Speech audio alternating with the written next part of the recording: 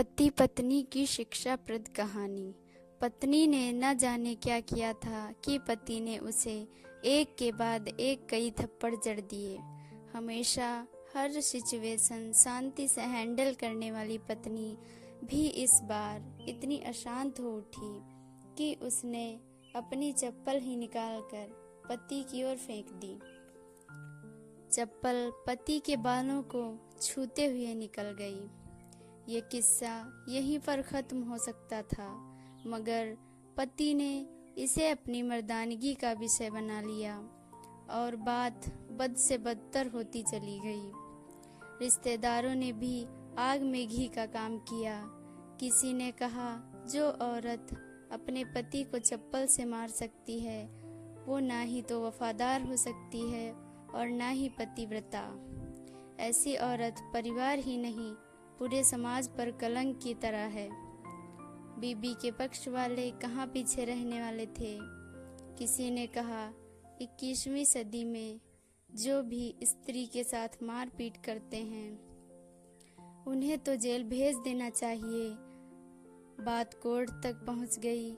दोनों पक्षों ने एक दूसरे के खिलाफ केस फाइल कर दिया। पति ने चरित्रहीन होने का तो पत्नी ने दहेज और शारीरिक उत्पीड़न का आरोप लगाया। 2 वर्षों से अधिक समय के लिए केस चला था।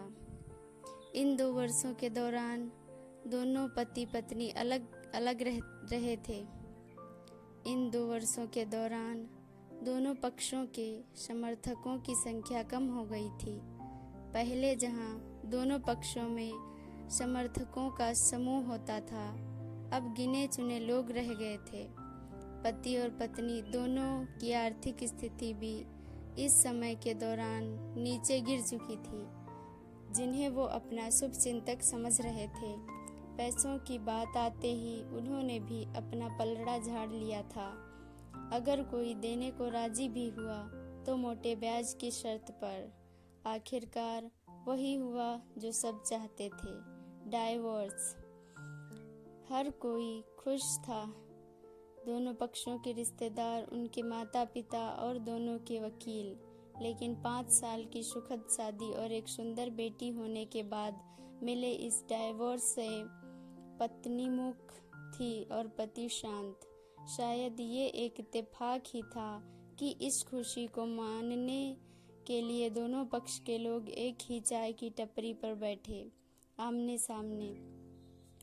इत्तेफाक इसलिए क्योंकि ज्यादातर लोग जो एक दूसरे के विरोध पक्ष को सपोर्ट कर रहे थे वो एक दूसरे को अच्छे से जानते भी नहीं थे। पति पत्नी भी इन सभी से दूर एक दूसरे के सामने मेज पर बैठे। पत्नी ने पति से कहा, अब तो खुश हो गए ना तुम्हारे मन की जो हुई। मुबारक हो, तुम भी तो आज जीत गई हो। मुझसे तलाक तो तुम्हें भी मिल गया।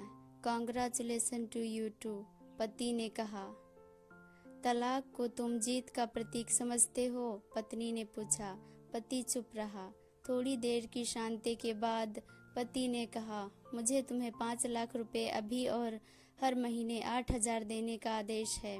अभी मेरे पास पैसे नहीं है, इसलिए हमारा मतलब मेरा जो सिटी में फ्लैट है उसे तुम्हारे नाम कर देता हूँ। पत्नी बोली, लेकिन उस फ्लैट की कीमत तो 18 लाख की है। हाँ, लेकिन हमारी बेटी तुम्हारे साथ है और आगे जाके उसके खर्चे भी बढ़ेंगे, तुम्हें थोड़ी आसानी होगी। पति ने कहा, नहीं नहीं, मुझे सिर्फ 5 लाख ही देना और तुम हर महीने 8,000 तो देने ही वाले हो। मैं मैनेज कर लूँगी। अगर 5 लाख नहीं है तब भी कोई बात नहीं। पत्नी बोली। दोनों फिर से शांत हो गए। पति सोचने लगा कि कितनी भोली और समझदार है ये औरत, जो कुछ समय पहले तक मेरी पत्नी थी और अब अनजान। ये वही है जो कम से कम खर्चे में घर चलाती और पैसे बचाकर मेरे जन्मदिन और बर्थडे पर हमेशा मेरे लिए नए कपड़े खरीद लाती। कभी बीमार भी हो जाती तो पैसे बचाने के लिए मुझे मालूम न होने देती और घरेलू नुस्खों से अपना इलाज कर लेती। मगर घर में कोई और बीमार होता तो तुरंत डॉक्टर के पास लेकर जाती।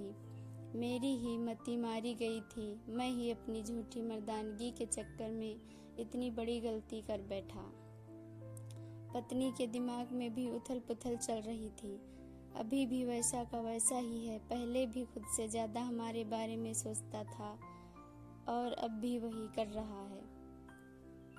ये वही आदमी है जो मुझे एक्सीडेंट से बचाने के लिए खुद मोटरसाइकिल के आगे कूद पड़ा था और अपनी उंगली तुड़वा बैठा था।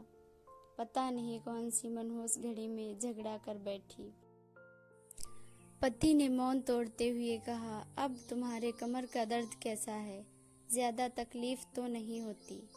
पत्नी हल्का सा मुस्कुराई और बोली, अभी भी होता है।